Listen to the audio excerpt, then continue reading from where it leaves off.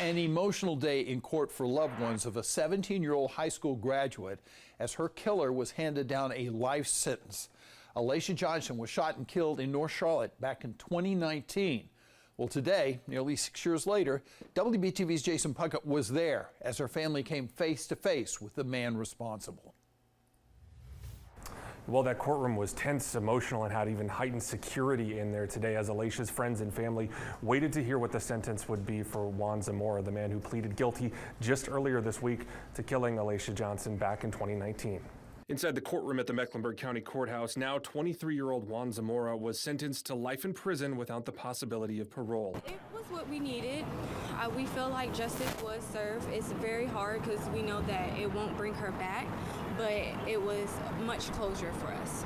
Rosier Yankosh, one of Alysha's best friends, spoke with us after the sentencing Friday, nearly 6 years after Alysha was shot and killed in North Charlotte. Yankosh and others in the courtroom saw surveillance and police body cam video that captured Zamora shooting at Johnson and her final moments as first responders arrived and tried to save her. Just seeing the video surprised me because I never seen any of those videos, so it was very kind of triggering just to see that. The cameras weren't allowed in the courtroom, but we were there when Alysha's father, Dale Johnson, spoke directly to Zamora, telling the court, quote, "That was my heart, my baby, my everything." He shared that he'd been on the phone with Alysha just hours before she was killed, planning a lunch, and that, quote, "When I buried my daughter, I buried my heart." She was definitely the light of everyone. She always was happy, smiling.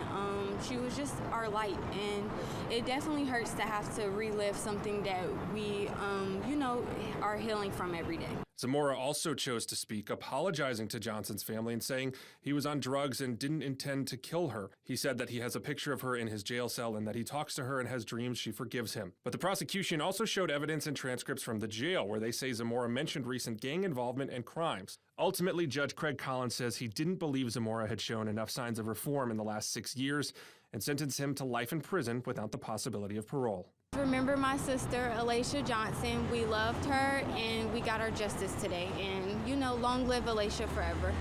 Long live Alysha!